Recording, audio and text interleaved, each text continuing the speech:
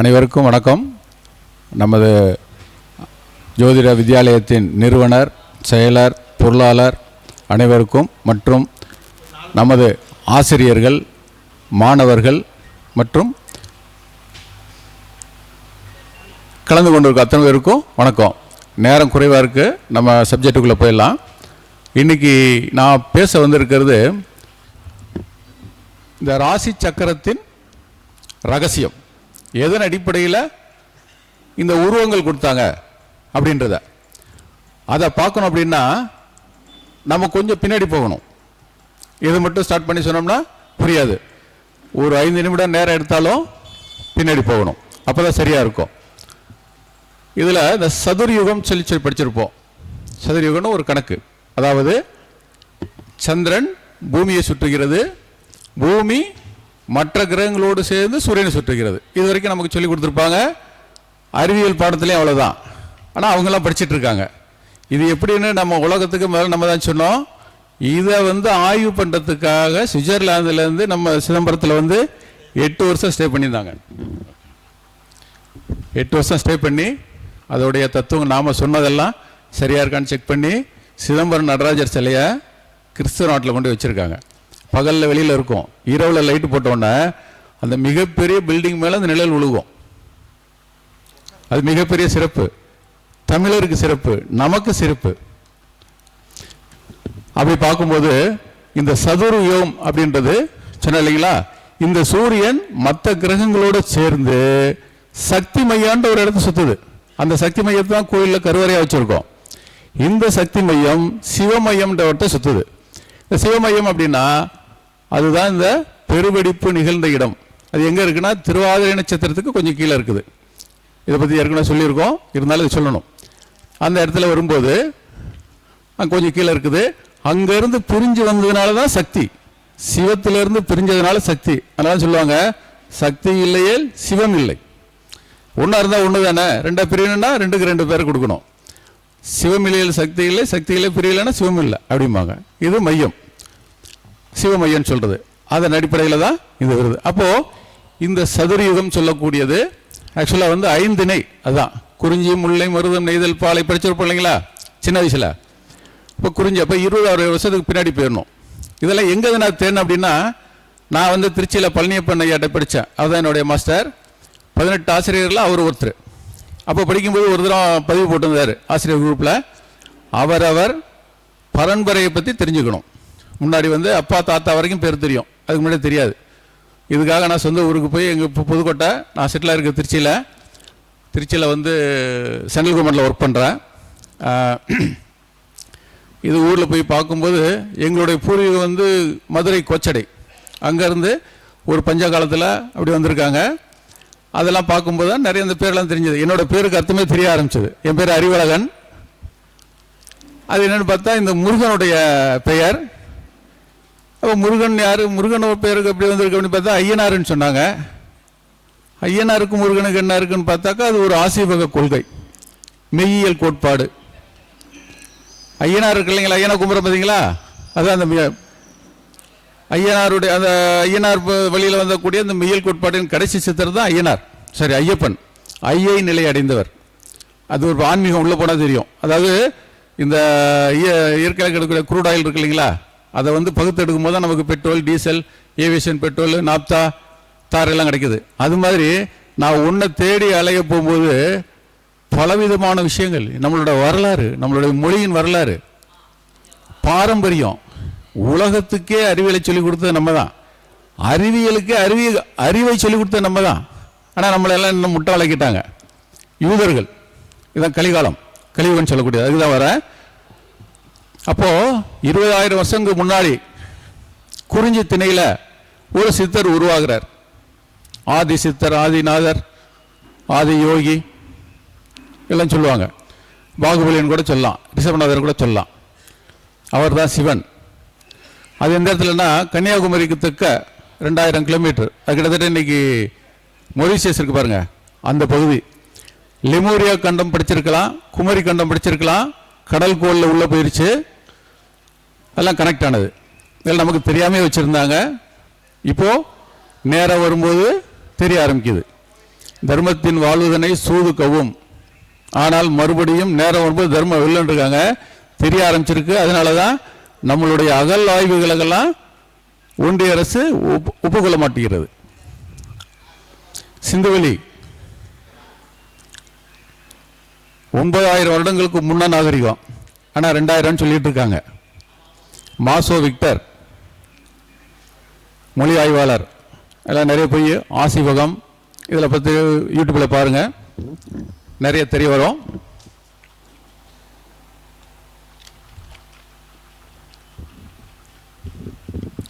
அப்போ இந்த குறிஞ்சி திணை மக்கள் திணை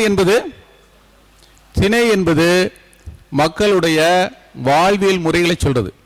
சுருக்கமாக திணைன்னு சொல்றாங்க, எல்லாம் படிச்சிருப்போம். அந்த குறிஞ்சி திணையில மக்கள் மலைமுகடுகள் வாழ்றாங்க. எதுக்காகனா உயிர் பிழைக்கணும், விலங்குகள் விஷ ஜந்துக்கள் அதுக்காக. அப்புறம் மக்கள் தொகை பெறும்போது உணவு பற்றாக்குறை வரும்போது கீழே தரைக்க வராங்க, அது முல்லை திணை. முல்லை கடவுள் முருகன், அவர் அடுத்த சித்தர். நம்மளுடைய இவங்கெல்லாம் இந்த சிவன் முருகன் பெருமாள் இவங்கெல்லாம் மனிதர்களாக பிறந்து சித்தர்களாக மாறி, சித்தர்னாவே 10 படிநிலை இருக்குது. அதெல்லாம் விரிவாக பார்ப்போம், நேரம் கிடைக்கும் போது ஒருத்தரம் பேசுவோம். இந்த குறிஞ்சி கடவுள் குறிஞ்சி கோன்பாங்க, அவரு கொஞ்சம் இந்த சித்தல் ஐந்தர கல்வின்னு சொல்லுவாங்க, இதை படித்த சித்தர் நிலைக்கு வரும்போது இந்த கடல் கோள் வருதுன்னு உணர்றாரு. அவரோட கையில் வலது கையில் இருக்குமா, ஓன்னு எழுதியிருக்கோம். ஓ என்ற எழுத்து 3 6 666, அதை திசைகளை மாற்றி போட்டால் 1 வரும். மேலே இருக்காரு 180 டிகிரி, அடுத்த ரெண்டும் 90 டிகிரியில் இருக்கும். இது போர்டு வச்சு சொன்னால் உங்களுக்கு எளிவாக புரியும். நான் இந்த 4 வருட காலங்கள் படித்து ஆராய்ந்து உணர்ந்த விஷயங்களை ஒரு நாளைக்கு 8 மணி நேரத்தில் 1 மாதம் நடத்தினா உங்களுக்கு முழுமையாக சொல்லிட முடியும். காலம் நேரம் பத்தாது, சுருக்கமாக சொல்கிறேன்.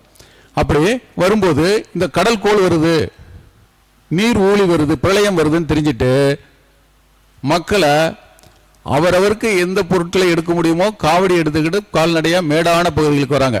அப்போ அப்படி வந்து தங்கினதான் இலங்கை. குண்டு இருக்கும் இடமெல்லாம் குமரன் இருக்கின்றது, அதுதான். அங்கே வரும்போது புதிதாக ஒரு 2 லட்சம் 3 லட்சம் பேர் வரும்போது அப்போ எல்லாம் விவசாயம் கிடையாது இல்லையா, வேளாண்மை கிடையாது. இயற்கையில் இருக்கக்கூடிய பழங்கள் காய்கறிகள் விலங்குகள் தான்.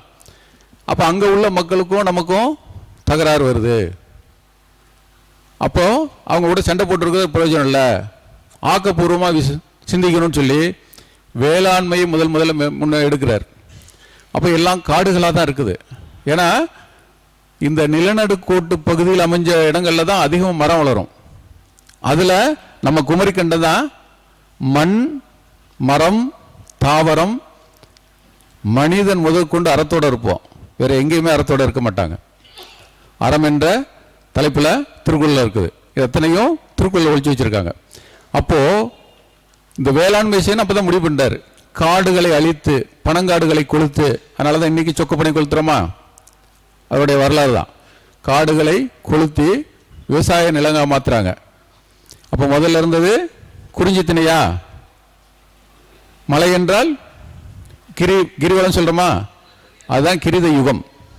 அடுத்ததாக தரைப்பகுதிக்கு வராங்க, முல்லைத்திணை. தரையுகம்தான் திரேதா யுகம். இந்த சூரியனுடைய ஒரு முழு சுற்று மேற்கிலிருந்து கிழக்காக சுற்றும், கிரகங்கள்லாம் வளமா சுற்றும், சூரியனோடு சேர்ந்து இப்படி வரும். இது ஒரு முழு சுற்று சுற்றுறதுக்கு ஒரு முழு வட்டான 24,000 வருஷம். அது இப்படி ஆரம்பிச்சு இப்படி நேராக இருக்கும். ஆனால் இப்போ செயல் பார்க்க வச்சுங்களேன், இப்படி ஆரம்பிச்சு இப்படி போகும். இந்த முழு சுற்றுறதுக்கு 21,600 ஆண்டுகள் எடுக்கும். இந்த 21,600 என்பது ஒரு மனிதனுடைய ஒரு நாளுடைய மூச்சு காற்று. நம்ம 26,000 எடுக்கணுமா, 26,000 மூச்சு எடுக்கணும்னா எடுக்காது, ஜாஸ்தி எடுப்போம். ஏன்னா நம்மளுடைய வாழ்க்கை முறையே மாறி போச்சு. வேகமாக போய் 31,000 35,000 42,000 எடுப்போம். அதனால தான் ஆயுள் குறையுது. யார் ஒருவர் சரியாக 21,600 முறை மூச்சை எடுத்து விடுகிறார்களோ 1:4:2 ரேஷியோவில் அதை எடுத்தா கண்டிப்பாக 120 வருட காலம் அவங்களால் வாழ முடியும். அப்போ தான் நம்ம சித்தர்கள்லாம் யோசிக்கிறாங்க. எல்லாரும் இன்னைக்கு தான் என்னென்னமோ பண்ணிட்டு இருக்காங்க. அப்போவே உடல் நோயிலிருந்து நோய் தாக்காமல் பாதுகாக்க வச்சதா ஓகம் என்ற யோகா பயிற்சி. அப்போ உயிரை நீட்டிக்கணும்னா அதுதான் ஒழுங்கு பயிற்சி. மூச்சு பயிற்சியின் மூலமாக 800 ஆண்டுகள், 1000 ஆண்டுகள், 600 ஆண்டுகள்லாம் படிச்சிருக்கோமா? 1200 ஆண்டுகள்லாம் முனிவர்களாக தான் சொல்லியிருப்போம். ஆமை பார்த்தீங்கன்னா 4 நிமிஷத்துக்கு ஒரு மூச்சு எடுக்கும். மெட்டபாலிசத்தை குறைத்தால், வண்டி வாங்குற சிம்பிளாக பாருங்க, ஒரு பைக் வாங்குறோம், கார் வாங்குறோம், டெய்லி 100 கிலோமீட்டர் 200 கிலோமீட்டர் ஓட்டி விரட்டி ஓட்டினா என்ன ஆகும்? 5 வருஷத்தில் கண்டமாயிரும். ஒரு வருஷத்துக்கு 1000 கிலோமீட்டர் ஓட்டாங்கன்னு வச்சுங்க, 10 வருஷம் இருக்கும், 20 வருஷம் இருக்கும். அது மாதிரி இந்த உடலை அதிக இயக்கத்திலிருந்து நிறுத்தக்கூடியதான் ஆக்சிஜன் உள்ள தங்கக்கூடாது. இன்றைக்கெல்லாம் ஆன்டி ஆக்சிடென்ட்னு படிச்சுட்டு இருக்கோம், யூஸ் பண்ணுறோம். கிரீன் டீ சாப்பிட்டா ஆன்டி ஆக்சிடென்ட், உடம்புக்கு நல்லதுன்னு. மெட்டபாலிசத்தை, உடல் வளர்சிதை மாற்றத்தை குறைக்கிறதுக்கு தான் அவங்க பண்ணாங்க. அதுதான் ஊழ்க பயிற்சி. அது மூலமாக தான் நிறைய விஷயங்கள் தெரிய ஆரம்பிக்குது. சரி, ஓகே. இப்போது இந்த குறிஞ்சி திணையை காட்டழித்து மருத திணை மாற்றுறாங்க. மருதம் என்றால் வயலும் வயல் சார்ந்த இடம், அதை பற்றி அவங்களுடைய வாழ்க்கை முறை. இந்த உற்பத்தி பண்ண பொருட்களை உலகம் பூரா இருக்க மக்களுக்கெல்லாம் 5 நிலத்தில் இருக்கிறவர்களுக்கு 5 பசியை தீர்ப்பதற்காக புறப்பட்ட அந்த காலகட்டம் தான் ஐப்பசி மாதம். சூரியன் தென்பகுதியில், நிலநடுக்கோட்டின் தென்பகுதியில் ஆரம்பிக்கக்கூடியது. இது நெய்தல், கடலும் கடல் சார்ந்த இடம். இப்போ இந்த மருத திணையும் நெய்தலும் சேர்ந்தது 2 திணையை ஒன்றாக்குறாங்க. தோனா 2, ஏக் தோ இல்லையா, தோனா 2, தோபர யோகம் தான். இப்போ 4 திணையை 3 திணையை ஆக்கிட்டாங்க. அடுத்தது பாலை, மணலும் மணல் சார்ந்த இடம். இது பாலை, பாலை நிலத்தில் வாழக்கூடிய மக்களை பற்றி சொல்லுது. தமிழகத்தில் பாலைவனம் இல்லையே சொல்லுவாங்க நிறைய பேர். தமிழகத்தில் பாலைவனமே கிடையாது. அப்புறம் எப்படி சொன்னாங்க? உலகறிந்த, உலகத்தெல்லாம் சுற்றினவங்க. இன்னொரு விஷயம், நம்ம இந்தியாவுக்கு பேர் பாரதம், பாரத நாடு.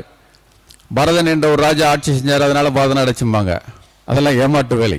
தெரிஞ்சு சொன்னாங்களோ தெரியாமல் சொன்னாங்களோ. பரதவர் என்றால் மீன் பிடிப்பவங்க. இன்னைக்கு திரைக்கடலோடையும் திரவியம் தேடு, திரைமீளர் அப்படின்னு சொல்லுவாங்க. திரைமீளர்னா கடலுக்கு போயிட்டு வியாபாரத்துக்கு எதுக்கோ போயிட்டு வந்துட்டவங்க. திரைமீளர்னா போனவங்க அங்கே தங்கிட்டாங்க, இறந்து போயிட்டாங்கன்னு அர்த்தம். இன்னைக்கு கம்யூனிகேஷன் இருக்குது, அன்னைக்கு கிடையாது. திரைமீளர்னா போயிட்டு வந்துட்டாங்க, மீளாருன்னா போயிட்டு வரலான்னு அர்த்தம். ஒரிசா பாலு மிக அருமையாக சொல்லியிருப்பார். உறையூரை சேர்ந்தவர். நம்மளுடைய வரலாறு தெரியறதுக்கெல்லாம் மிகப்பெரிய ஆணிவர் அவர் ஒருத்தர். சரி, அப்போ இந்த 4 யுகம் முடிஞ்சு இந்த பாலைத்திணையை சொல்வதுதான், அதாவது மணலும் மலை சார்ந்த இடத்தை சொல்லக்கூடியதான் பாலைத்திணை. இது கலியுகம். இந்த கலியுகத்தில் தான் அத்தனை கஷ்டங்கள் நடக்கும் அப்படின்னு தெரிஞ்சு அதுக்கப்புறம் அதை உருவாக்குறாங்க. இப்போ வந்துருவோம், சரிங்களா? இப்போ இந்த விவசாயம் தேவைப்பட்டது இல்லையா, வேளாண்மை தேவைப்படும் போது தான் இந்த சிவனுக்கு பார்த்தீங்கன்னா, சிவனோட காலத்தில் சந்திரனின் அடிப்படையில் 3வது பிறையிலிருந்து தான் நாளத்தை குறிக்க ஆரம்பித்தாங்க. காலத்தை தெரிந்து கொள்வது, காலந்தெரி, அதான் இன்னைக்கு கேலண்டர் மாறிடுச்சு. நாட்களை குறிப்பது நாட்காட்டி. அப்போ சந்திரன் அடிப்படையில் நாட்காட்டி. அதனால தான் சிவனுக்கு தலையில் பிறை இருக்கா, கங்கை இருக்கா இல்லையா, அதெல்லாம் சிம்பிள், வரலாற்று கடத்தல். அன்னைக்கு குறிப்பெடுக்க முடியாது, அப்போ சொல்லி வச்சுருக்காங்க. அப்புறம் என்னென்னா, வானத்தில் பார்த்தீங்கன்னா இந்த நம்ம பால்வெளி மண்டலம் தானே கேலக்சி, மில்கிவே கேலக்சி. இந்த 60 டிகிரியில் சிவனோட தலையை சுற்றில ஒரு தலப்பாகை கட்டின மாதிரி இருக்கும். விசேஷங்களில், திருமண காலங்களில், கோவில்களில் முதல் மரியாதை குப்பநோக்கமெல்லாம் செய்யும்போது தலைப்பாக கட்ட பாருங்க. பெண் மாப்பிள்ளையோட தாய் மாமன் வர சொல்லி முதல் மரியாதை அவங்களுக்கு தான். அதே மாதிரி இறந்தப்ப மாமன் மச்சனுக்கு தலைப்பாக கட்டுவாங்க. இதோட அர்த்தம் என்னன்னா, இந்த தென்கரத்தில் அமர்ந்த, இந்த பிரபஞ்சத்தில் தென்கரத்தில், அதாவது தெற்கு இருக்கக்கூடிய சுக்லாம்பரதம் சதுர்புரம் சதுர்புஜம் அப்படி சொல்றோமா, 4 கரங்களாக விரிந்தவனே, வேதியலை வேதத்தின் மூலமாக சொன்னவரே அப்படின்னு சொல்லி பாடுவாங்க. தென்கரத்தில் அமைந்த கடைசி புவனத்தில், புவனம்னா ஒரு ஃபுட்பால்னு வச்சுங்க, ஒரு கால் மாதிரி இருக்கும், அப்படி இப்படி சங்கு சக்கர மாதிரி இருக்கும். சங்கு சக்கரம் சுத்தினா வெளியில் வருது இல்லையா, ஸ்வஸ்தி குறி, சுழற்குறியும் போகிற பாருங்க, அப்படி ஸ்கொயராக இருக்கும், இப்படி ஆர்ச்சா மாதிரி வச்சுங்க. ஆனா போகிற மாதிரி தான். ஆனா அந்த இடத்துலேருந்து ஆனா உருவானது. அதில் அங்கங்கே ஒரு ஃபுட்பால் இருக்க மாதிரி, அல்லது ஏதோ ஒரு பாவக்காய் வச்சுங்க, அதில் பூசணிக்காய் ஒரு கொடியில் எத்தனை பூசணிக்காய் இருக்கும்? ஒரு பூசணிக்காய் அல்லது பரங்கிக்காய் இருக்கு இல்லையா, அதுக்குள்ள எத்தனை விதை இருக்கும்? ஒவ்வொரு விதையும் ஒரு சூரிய குடும்பம். அப்படி கடைசி புவனத்தில் இருக்க சூரிய, அவங்க ஆங்கிலேயர்கள் கிளஸ்டர்பாங்க, நம்ம புவனம்போம், அண்டம் சொல்லலாம். நமக்கு அடுத்ததில் இருக்குது அண்டை அண்டம், அதுக்கு பக்கத்தில் இருக்குது அண்டைக்கு அண்டை அண்டம். அப்போ கடைசி அண்டத்தில் இருக்கக்கூடிய இந்த சூரிய குடும்பத்தில் இருக்க பூமியில் நாங்கள் இருக்கோம். அதைத்தான் சொல்கிறாங்க, அவருக்கு பேர் நம்ம சிவன் வச்சுருக்கோம். தென்னாடுடைய சிவனை போட்டு எந்நாட்டவருக்கும் இறைவா போட்டு, உங்களை இறைவன் வேறு வேறு பேரில் வச்சுருப்பாங்க. இயற்கையை உருவாக்கியவன் இறைவன், அனைத்து உயிர்களுக்கும் இறையை உருவாக்கி கொடுத்தனால் இறைவன் சொல்கிறோம். அது தனி சப்ஜெக்டு. சரி, அப்போ அந்த காலகட்டத்தில் வேளாண்மை தேவைப்படும் போது முதலில் முருகன் பார்க்க ஆரம்பித்தது தான் இந்த சந்திரன் அடிப்படையில் பருவங்களை கணிக்க முடியல, மாறிக்கிட்டே வருது. இது பெரிய சப்ஜெக்டு, உடனே சொல்ல முடியாது, புரியாது, போர்டு வச்செல்லாம் சொல்லணும். அப்போ சூரியன் அடிப்படையில் வச்சு நகரத்தை வச்சு பார்க்குறாங்க. அப்போ ஒரு மரத்தை நட்டு, ஒரு பனை மரத்திலாம் முதல்ல ஆரம்பிக்கிறாங்க. அவர் வீடு பகுதிகளில் இருக்கிறத ஒரு நேர்கிழக்கு தெருவுன்னு வச்சுங்க, அதில் ரெஃபரன்ஸ் பார்க்கலாம். ஒவ்வொரு நாளும் நம்ம நகரும்போது சூரியன் இன்னைக்கு எங்கே உதிக்குது, நாளைக்கு எங்கே உதிக்குன்னா பார்த்து பண்ணிக்கலாம். நம்ம பாத்திரம் பார்க்காமலே போயிட்டு இருக்கோம் இது வரைக்கும், இனிமேல் பார்ப்போம். அதை அடிப்படையில் கவனிக்க ஆரம்பிக்கிறாங்க. அப்போ காலத்தை அதுலேருந்து கணிக்க ஆரம்பிக்கிறாங்க. இப்போ கோயிலில் பார்த்தீங்கன்னா பைரவர் கால பைரவன் இருக்கும், அதை பார்த்தோன்னா எப்படி தெரியுது? தெரியாது, நமக்கு சொல்லிக் கொடுக்கணும் இல்லையா? ஆடை இன்றி நாயோடு இருந்தால் பைரவர். அப்போ மக்கள் வேட்டையாடி உயிர் வாழ்ந்தாங்கன்னு அர்த்தம். ஆடையுடன் தலையில் பின்னாடி நெருப்பு எறிகிற மாதிரி ஒரு அமைப்பு ஒரு சிலைக்கு இருந்துச்சுன்னா அது கால பைரவர். காலத்தை அன்றையிலேருந்து அறிய ஆரம்பித்தாங்கன்னு அர்த்தம். அப்போ அந்த வேளாண்மை ஆரம்பித்த உடனே தான் பார்க்குறாங்க. அப்போ தான் மக்கள் சித்தர்கள் அதிகமாக உருவாகிறாங்க. சித்தர்களை 10 படிநிலை இருக்குது,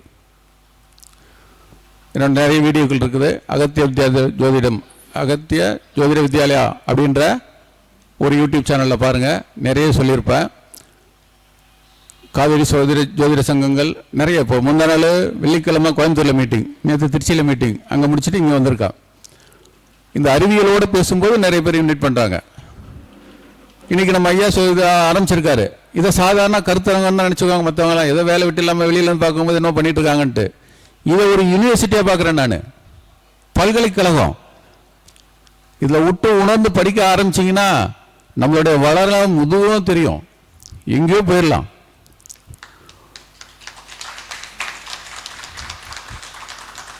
யாருக்கு எப்போ கிடைக்கணும் வருமோ அப்போ வரும். 24 மணி நேரம் எனக்கு இந்த சிந்தனை தான். அதெல்லாம் நிறைய தேட ஆரம்பிக்குது. இது ஒரு வேள்வி. வேள்வின்னு அர்த்தம்னா வேளாண் பண்றோம் இல்லையா, வேளாண்மை. அதுவும் எப்பி என்ற வார்த்தையினுடைய வேல் பி வி எவ்வி அப்படின்றது. எதை விரும்புகிறோமோ அது கிடைக்கும். வேள்வியின் மூலமாக எதை விரும்புகிறோமோ கிடைக்கும். அதுதான் இது ஒரு வேலை உற்பத்தி மாதிரி. அப்போ பார்க்கும்போது தான் வருது. அப்போது இந்த குறிஞ்சி திணை முடிஞ்சு முல்லை முடிஞ்சு மருதம் நெய்தல் வந்துடுது இல்லைங்களா. இப்போ பாலைத்திணை ஆரம்பிக்க போகும்போது இந்த மெய்ஞானத்தின் மூலமாக சில விஷயங்களை உணர்றாங்க. கலிகாலம் வருது, கலியுகம் வருது. இதில் பாலைவனத்தோட இருக்கக்கூடிய மக்களோட கைக்கு தான் இந்த உலகத்தின் ஆட்சி போக போகுது. அவங்க எல்லாத்தையும் தவறாக தான் பண்ணுவாங்க. மக்கள் இந்த 5000 ஆண்டு காலம், கிட்டத்தட்ட 5400 ஆண்டுகள், அதை குறிப்பிட்றது தான். எகிப்தில் கீசால பிரமிடு நம்ம தான் கட்டினது எங்கள் குழுவில். அதாவது விண்ணியலும் சோதிடமும் அப்படின்னு ஒரு குரூப் இருக்குது, அதில் 600 பேர் இருக்காங்க. அதோட தலைவர் 3 பேர் இப்போ தான் எகிப்தில் போய் ஆய்வு பண்ணிட்டு வந்திருக்காங்க. அதை பற்றிய வகுப்பு வரக்கூடிய நவம்பர் 1, 2 பொள்ளாச்சிக்கு பக்கத்தில் ஆழியாறுன்ற இடத்துல நடக்குது. 2 நாள் உணவு தங்குமிடம் வகுப்பு எல்லாத்துக்கும் 500 ரூபா தான். வருடத்துக்கு 2 முறை நடக்கும். கடந்த 4 வருடங்களாக போயிட்டுருக்கேன். விருப்பம் இருக்க வந்தீங்கன்னா நிறைய கற்றுக்கலாம். அங்கே இந்த பிரபஞ்சத்தை விட்டு, இந்த பூமியை விட்டு, பிரபஞ்சத்தை விட்டு வெளியில் போய் இந்த பிரபஞ்சத்தை நம்ம பார்க்க முடிஞ்சால் எப்படி இருக்கும்? அப்படியே இரும்பில் செஞ்சு வச்சுருக்காரு. கொடிமரம் நட்டு எப்படி பார்க்கணும், தரையில் எல்லாம் ஒவ்வொரு நாளும் சூரியனோட ஓட்டம் எப்படி இருக்குன்றதை தரையில் வரைஞ்சி வச்சுருக்காரு. விண்ணியலும் வாழ்வியலும் அப்படின்னு யூடியூப் போடுங்க, ஹீலர் பாஸ்கரோட இதில் வரும். சரி, அப்போ வரும்போது அப்போ தான் முழுமையாக இந்த ராசி மண்டலத்தை உருவாக்குறாங்க. இது வரலாற்று கடத்தலுக்காக. நம்முடைய ஆளுமைகளுக்காக. யாரு? முருகன், சிவன், ராவணன், இந்திரன், ராவண இந்திரன், கும்பகர்ணன், அர்ஜுனன், கிருஷ்ணர், அர்ஜுனர், பீமன், சகாதேவன், திரௌபதி, அடுத்ததாக தர்மர், அடுத்ததாக நகுலன், அடுத்ததாக மகாபாரதத்தில் வந்த சகுனியும் திருதராஷ்டிரனும் அவங்களுக்காண்டி தான் உருவாக்கப்பட்டது. இப்போது இதை ஈஸியாக விளக்குறதுக்காக ஃப்ளெக்ஸ் அடிச்சு கொண்டு வந்திருக்கேன். இப்படி சொன்னால் புரியாது இல்லையா? இப்போ சொல்கிறேன், இது ராசி சக்கரத்தை அப்படியே கூகுள் எடுத்தது.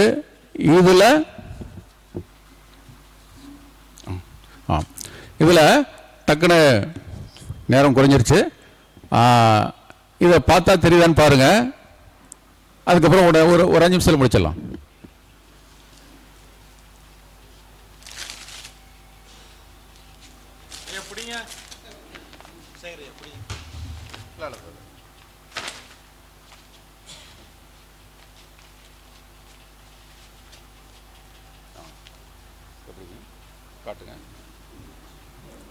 இது வானத்தில் இருக்க 12 ராசி சக்கரங்கள். அது ஏன் 12 வச்சாங்க? உள்ள சந்தேகம் நிறைய வரும். இதில் ஏதாவது ராசி தெரியுதா? இந்த நட்சத்திரம் கூடலாம் எடுத்துருங்க, வெறும் நட்சத்திரத்தை மட்டும் ஏதாவது ராசி தெரியுதான்னு பாருங்க. இதில் ஓரளவுக்கு பார்க்கக்கூடியது விருச்சிக ராசி மட்டும் பார்க்கலாம், மற்றது தெரியாது. அப்போ வானத்தில் வெறுங்கண்ணால் எப்படி பார்த்தாங்க? அடுத்ததாக இப்போ உங்களுக்கு ரிஷப ராசியை காட்ட பாருங்க. இதுதான் ரிஷப ராசியினுடைய நட்சத்திரங்கள். அந்த காளையனோட கண்ணு தான் அது வந்துட்டு ரோஹி நட்சத்திரம், அல்டிபரான்னு சொல்லக்கூடிய நட்சத்திரம். ஓகே, அப்புறமா முடிஞ்சு பார்த்துக்கலாம். அதை நம்ம சப்ஜெக்டுக்குள்ளே போகலாம், நேரம் போது பார்த்துக்கலாம். நான் இந்த கோவிலேருந்து எப்படி பார்த்தாங்கன்னு ஒரு கோவில் அமைப்பையே உருவாக்கி வச்சுருக்கேன். இதில் திருமாக்கோலில் கூட வரதுக்கார இல்லை, இளையான்குடி சம்பத்தை திடீர்னு 2 நாளைக்கு முன்னாடி வந்துட்டார். இன்னொருத்தர் வரேன்னு வரல. காலைல நான் 3 மணிக்கு வந்தால் தான் காரில் வர முடியும். அது கொஞ்சம் ரிஸ்க்காக இருக்குன்னு சொல்லிட்டு தான் வந்தேன். காரில் வந்து எடுத்து வந்திருப்பேன், நேரம் பத்தாது. நிறைய இது மாதிரி நடக்கும், எல்லாம் பார்த்துக்கும். அப்போது முதல்ல 3600 800 வருடங்களுக்கு முன்னாடிதாக இன்னைக்கு நம்ம பயன்படுத்தக்கூடிய இந்த பஞ்சாங்கத்தை உருவாக்கி கொடுத்தது யாருன்னா பெருமாள். நம்ம கும்பிட்றோம் இல்லைங்களா? சைன குலத்தில் இருக்காரு. அப்போ அவருடைய சிம்பிள் பார்த்தீங்கன்னாக்க ஒரு பாம்பு படுக்கலை, பார்க்கடல்ல பாம்பு படுக்கையில் படுத்திருப்பாரு. அவர் தலைக்கு மேலே 5 தலை நாகம் இருக்கும். 4 நட்சத்திரம், திதி, யோகம், கரணம், 5 அங்கங்களை குறிக்கிறதா அது. பார்க்கடல்லாம் ஏன்னா வானத்தை நம்ம பார்க்கல பார்த்தோம். கீழே இருக்கிறது நீர்க்கடல், இது நீர்மீன், அது விண்மீன். சரிங்களா? அப்போ இது அதோட இந்த கையில் சக்கரம் இருக்கும். இந்த கிரகங்களின் சுழற்சி இது வரலாற்று கடத்தல். இந்த கையில் சங்கு இருக்கும். இது கடல் வழி பயணங்களை, நீர்வழி பயணங்களை, நீர் மேலாண்மையில் மிகப்பெரிய சித்தர் அவர் தான், கடைசி சித்தர். பெரிய சிவனில் ஆரம்பித்து எல்லாத்துக்கும் பெரிய சித்தர் யாருன்னா திருமால் தான். திருமாலை தான் பெருமாளாக்கி இருக்கோம். அவருக்கே வெங்கடாஜல பேர் வந்தது அப்படின்னு சொல்லி ஒரு இடத்துக்கு போகும்போது உணர ஆரம்பித்தா. முருகனுக்கே அந்த பேர் வந்தது. இதெல்லாம் நிறைய பார்க்கலாம். அவர் தான் உருவாக்குறாரு. அப்போ முதல்ல உருவாக்குறது அந்த காலத்தில், அவர் வாழ்ந்த காலத்தில் அன்னைக்கு இருந்த காலபுருஷ தத்துவம் எது பார்த்தீங்கன்னா மிதுன ராசி தான் முதல் ராசியாக இருந்தது. இப்போ காலபுருஷ தத்துவம் எது அப்படின்னாக்க இரவும் பகலும் சமமாக இருக்கக்கூடிய சம இரவு சம பகல் நாள் என்னைக்கு நிகழ்தோ அதுக்கு அடுத்த நாள் தான் சித்திரை 1, வருடத்தின் முதல் பிறப்பு. அப்போ இப்போ பார்த்தா நம்ம ஏப்ரல் 14 கொண்டுட்ருக்கோம், கொண்டாடுறோமா? அது 420 வருடங்களாக தவற விட்ட திருத்தாத பஞ்சாங்கம். அதான் உண்மை. 14, 15, 16, 17, 18, 19, 20 7 நாள் ஆச்சா? ஒரு வருடம் ஒரு நாள் பின்னாடி இந்த காலபுருஷ தத்துவம் பின்னாடி போகிறதுக்கு, இந்த சமநாள் பின்னாடி நகரத்துக்கு 60 முறை பூமி சூரியனை சுற்றணும். சுற்றுச்சுன்னா ஒரு நாள் பின்னாடி நகரும். அப்போ பார்த்தீங்கன்னா எப்போ சூரியன் உள்ளே போகணும் மேசராசிக்குள்ள ஏப்ரல் மாதம் 21 தான். ஸ்டெல்லரி மேப்பில் பார்க்கலாம். பயிற்சி இருந்தால் கோவிலில் உட்காந்து கொடிமரத்தின் வழியாக பார்க்கலாம். நேரம் குறைவாக இருக்குது, டக்குன்னு முடிக்கணும். இடைவேளை உணவு இடையில கூட இதை பற்றி விளக்குவோம். சரிங்களா? நேரம் இருந்தால் கடைசியாக கூட சொல்லலாம். அப்போ இரண்டாவதாக அடுத்து வரப்போகிறது யாருன்னா சிவன் தான் முதல் சித்தர் இல்லையா? அவரோட அடையாளமாக நம்முடைய சித்தர்கள் இப்படி இருந்தாங்கன்னு சொல்றதுக்கு தான் ரிஷபராசி, அதுதான் காளை. அடுத்ததாக முருகனை முன்னிலைப்படுத்துவதற்காக மேசராசி, ஆடு கொடுத்தாங்க, வரையாடு, மேற்கு தொடர்ச்சி மலையில் வரையாடு இல்லையா? அதுதான். அதில் பார்த்தீங்கன்னா ஒரு 4 நட்சத்திரம் இருக்கும். இப்படி ஒரு கோடு மட்டும் தான் போடலாம், ஆடு உருவாகவே முடியாது. அடுத்ததாக அடுத்த ஆளுமை யாருன்னு பார்த்தீங்கன்னா ராவண இந்திரன். ராவணன் வந்து 10 திசைகள் ஆளுமை செய்தவர். சிவன் 4 திசைகள், ஐந்திரன் 5 திசை, மேகத்தை தன்வயப்படுத்துவார். அதனால இந்திரன் மலைக்கு கடவுள் சொன்னாங்க. மேகத்துக்கு மேலே போய் மழை அதிகமாக பெய்யும்போது நிறுத்துவார், மழை இல்லைன்னா வர வைப்பார். ராவணோட பையன். அதனால தான் இரட்டை மீன், இரட்டை ஆளுமை. அடுத்ததாக கும்பகர்ணன். கும்பராசிக்காக கும்பகர்ணனை உருவாக்குனது எதுக்கு வச்சாங்கன்னாக்க இந்த கும்ப வழிபாடு அவர் தான் கொண்டு வரார். கோவில்களில் கலசங்களில் கும்பம் வைக்கிறது, கைகூப்பி கும்பிடுவது, மார்புக்கு நேராக தலைக்கு மேல் கும்பிடுவது இதற்காக உருவாக்கப்பட்டது. அவர் நம்ம தூங்க மூஞ்சின்னு நமக்கு வடிவமைச்சிருக்காங்க. அது பேர் கதை. அடுத்ததாக கிருஷ்ணர். அது அடையாளம் பார்த்தீங்கன்னா தலை மாடு இருக்கும், காளை இருக்குமா, வால்பகுதி பார்த்தீங்கன்னா மீனாக இருக்கும். ஏன்னு பார்த்தா இந்த மகாபாரத போர் நடந்ததுங்கன்னா திருநெல்வேலியில் பாதி இருக்காங்க பாருங்க. ஆதிச்சநல்லூர் அகழ்வாய்வு பண்ணுறாங்களே, 1500 சுடுகாடு, 1500 ஏக்கரில் சுடுகாடு இருக்குது, ஆய்வு பண்ணுறாங்க.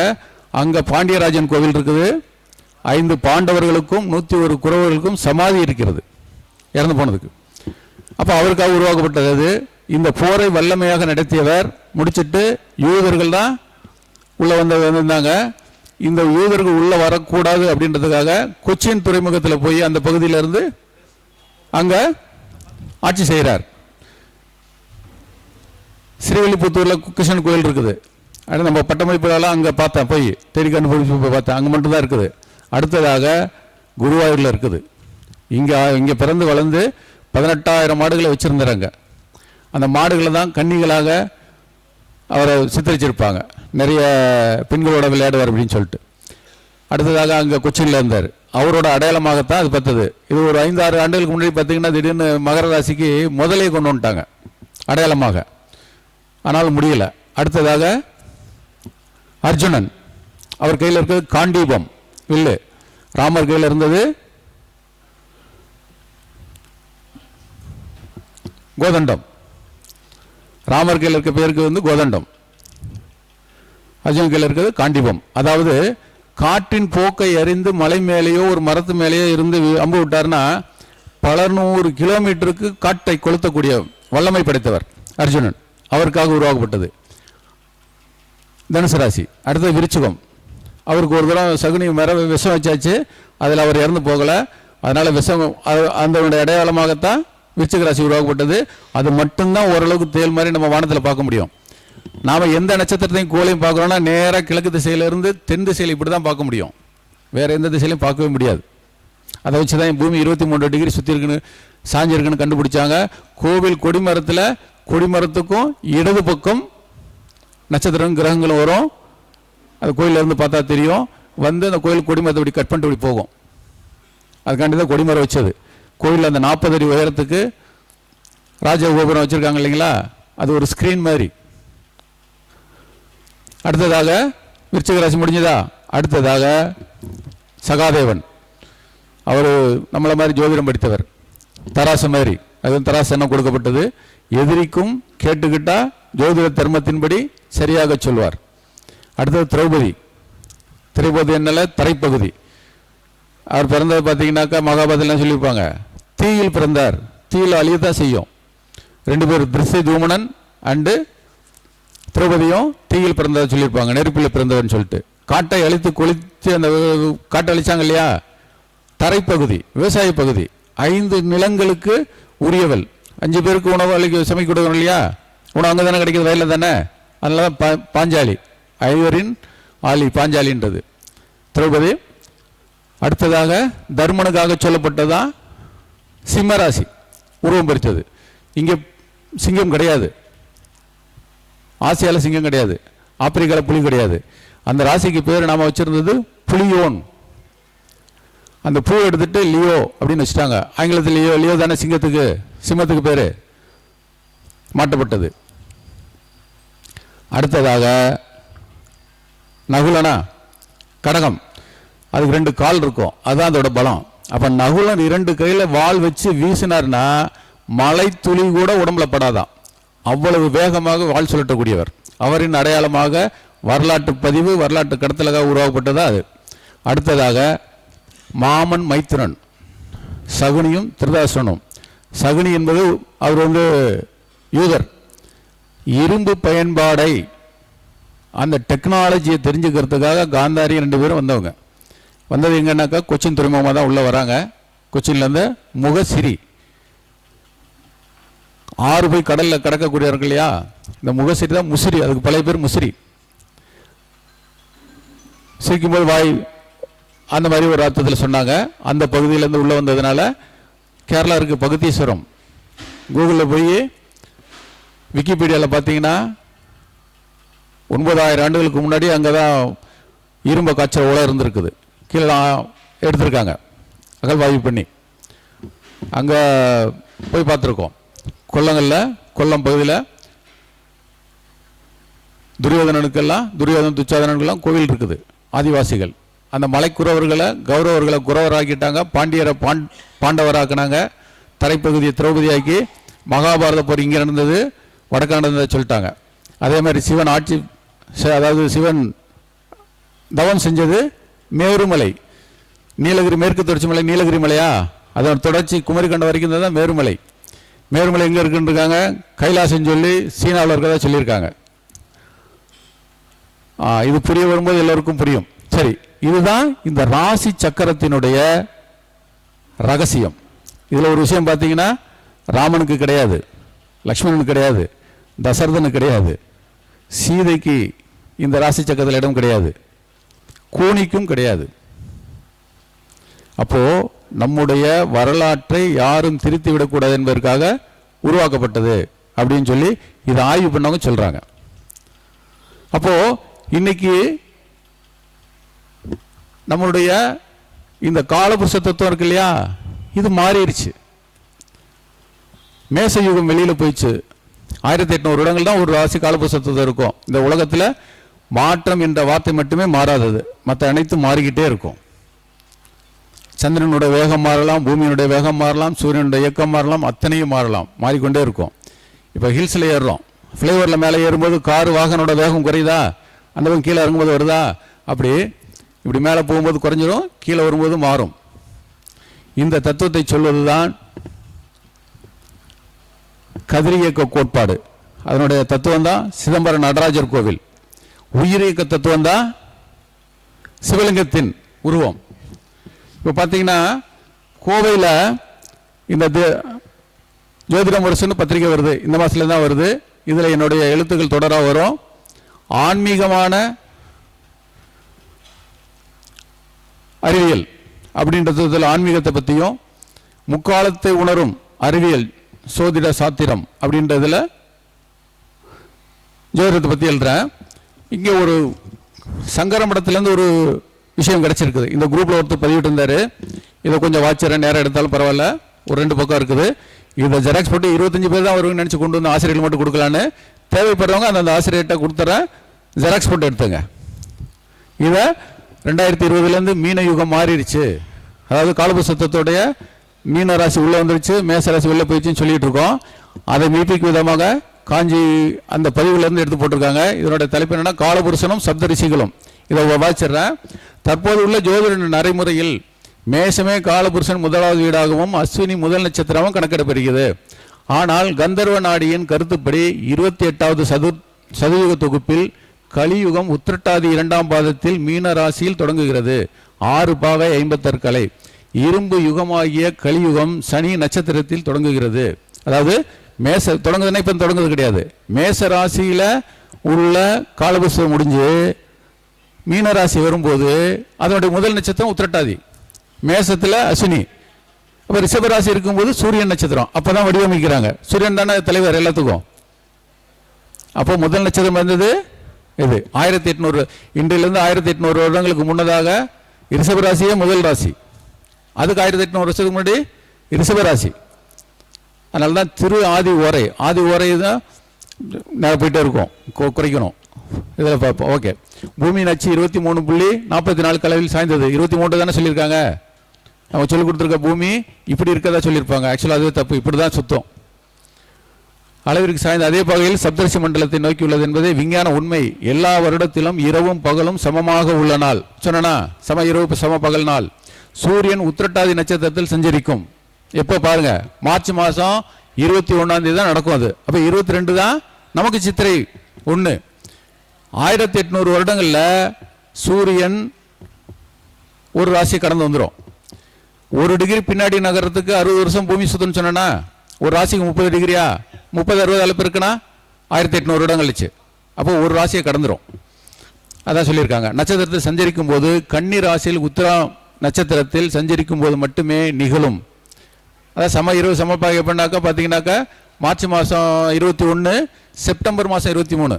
அப்போ சூரியன் வந்து வடதிசை கோலத்தில் முடிச்சுட்டு திரும்ப சம நாள் வரும். அப்போ ஐப்பசிக்கு முத நாள் அது 23 சொல்கிறாங்க. செப்டம்பர் 23 வருதா, அது எங்கன்னாக்கா உத்திரம் நட்சத்திரத்தில் வருது. அப்போ அன்னைக்கு அக்னி நட்சத்திரம் தான். அப்போ ஏன் சூடு தெரியல? உத்தராயண காலத்தில் வரக்கூடிய அக்னி நட்சத்திரம் நம்மளை ரொம்ப கொளுத்துது.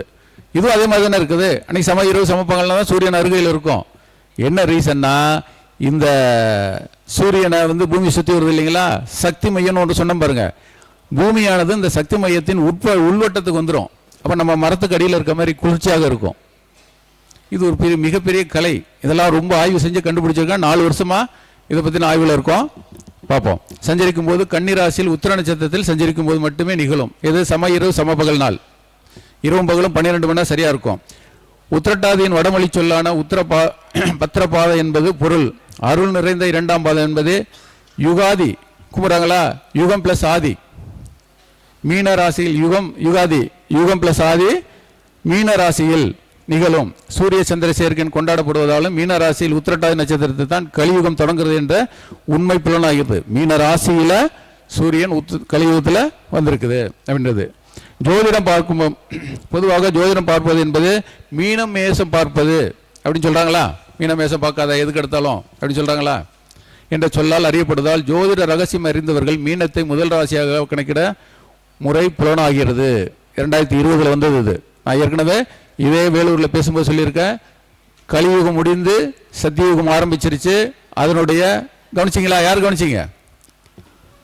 அந்த பட்டமளிப்பு யாரும் வந்திருந்தீங்களா? வள்ளிமலையில் பேசினேன். அதனுடைய முதல் படி தான் சந்திராயன் இறக்குனதுன்னு. இன்னைக்கு பாருங்க, உலகத்தை ஆட்சி செய்யக்கூடிய இஸ்ரேல் செல்ல காசாயிருச்சு. கலியுகம் முடியுதுன்னா அவங்க நினைச்சது பாலைவனத்துல தானே வந்தாங்க. அதான் சொல்லியிருக்காங்க நம்ம ஞானிகள். சரி, ஜோதிட ரகசியம் இருந்தவர்கள் மீனத்தை முதல் ராசியாக கணக்கிட முறை புலனாகிறது. உத்தர மீன கோணம் என்றால் என்ற சொல்லால் ஜோதிட நூல்கள் வடதிசை குறிக்கப்படுவது இங்கு நோக்கத்தக்கது. பின்னாடி ஒரு விஷயம் இருக்கு, அதுக்காண்டி படிக்கிறேன். சூரியன் மற்ற எல்லா கிரகங்களும் சப்தரிசிகளிடமிருந்தே சக்தியை பெறுகிறார்கள்.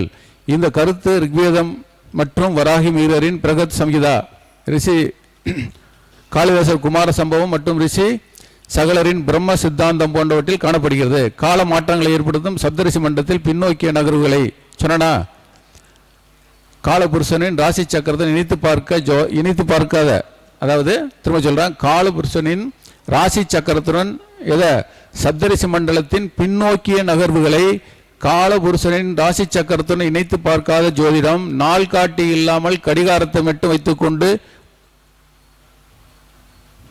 என்ன சொல்லியிருக்கார், விட்டு வைத்துக்கொண்டு முகூர்த்தம் குறிப்பது போலாகும். அதனால் தான் பழைய ஜோதிட நூல்களில் சொல்லப்பட்ட பலன்கள் நடைமுறையில் சில நேரங்களில் ஒத்து வராமல் போகிறது. அன்று இருந்த சப்தரிசி மண்டலத்தின் நிலையை காலபுருஷன் ராசி சக்கரத்துடன் ஒப்பிட்டு சொல்லப்படுற பலன்கள் இப்போது பழைய பாடத்திட்டங்களாகிவிட்டது. அப்போ நம்ம எதுக்கும் அப்டேட் ஆகிக்கணும். ஒரு குழந்தை போனோன்னா நம்மகிட்ட வந்து கேட்குறாங்க, இது என்ன படிக்கும்? ஸ்கூலில் போய் ஹெட் மாஸ்டர்கிட்டையோ இல்லை கல்வி அமைச்சர்கிட்ட கேட்குறாங்களா? ஒரு டாக்டர்கிட்ட போயிட்டு இவருக்கு என்ன வியாதின்னு கேட்குறாங்களா? இல்லை, ஆனால் நம்மகிட்ட கேட்குறாங்க. அதே மாதிரி ஒரு எம்ப்ளாய்மெண்ட் எக்ஸ்சேஞ்சில் போய் என் பையனுக்கு என்ன வேலை கிடைக்கும் கேட்குறாங்களா? கிடையாது. என்ன படிப்பான், அப்பா அம்மாவுக்கு எப்படி இருக்குது, அண்ணன் தம்பிக்கு எப்படி இருக்குது, சித்தப்பா பெரியப்பா தாத்தா பாட்டி அத்தா அத்தி சித்தப்பா எத்தா பற்றியும் கேட்குறாங்க. அப்போ என்ன அர்த்தம்? நாம் ஞானம் பெற்றவர்களே, விண்ணை பெற்ற ஞானம் பெற்றவர்கள் தான் விஞ்ஞானிகள். நம்மளாம் விஞ்ஞானிகள். அதனால தான் நம்மகிட்ட வந்து கேட்குறாங்க. நம்ம தெரிஞ்சுக்கணும் இல்லையா? ஒருத்தருக்கு பணம் கொடுக்குறோம், அல்லது பணம் வாங்குறோம், அவர் எண்ணி கொடுப்பார், நம்ம எண்ணி பார்ப்போம். சமையலில் அம்மாவோ மனைவியோ சமைக்கிறாங்க, எத்தனை தடவை அதுக்கு டேஸ்ட் பார்க்குறாங்க, உப்பு பார்க்குறாங்க, சரியாக இருந்தால் நமக்கு பகிர்றாங்க. அப்போது ஒரு அடாப்டர் ஒரு புதுசாக உள்ளே வரும்போது எதையும் நம்ம செக் பண்ணணும். அறியாமல் நாம் எதுவும் சொல்லக்கூடாது. அப்போ அப்டேட் ஆகிக்கணும். இந்த ஜோதிட கல்வியில் எங்கோ எப்பொழுதோ ஒரு தவறு நிகழ்ந்திருக்குது, அப்படியே வந்துக்கிட்டே இருக்குது. இதை பற்றி நிறைய இப்போ போன வாரம் மீட்டிங்கில் கூட திதி சூன்யத்தை பற்றி பேசியிருந்தேன், பார்த்துறிஞ்சுங்க. நேரம் போதாது, இருக்கவங்க எல்லாத்துக்கும் வெளிவிடணும். இந்த ஜோதிட கருத்தரங்கங்கள் எங்கே இருந்தாலும் கண்டிப்பாக எல்லாம் கலந்துங்க. சமீப காலம் இந்த ஒரு வருஷமா, ஒரு 5-6 ஆண்டுகளுக்கு முன்னதாக கரூரில் பூபதிராஜன் அவர் தான் முதல்ல இந்த கருத்தரங்கத்தை ஆரம்பித்தார் 2 நாள்.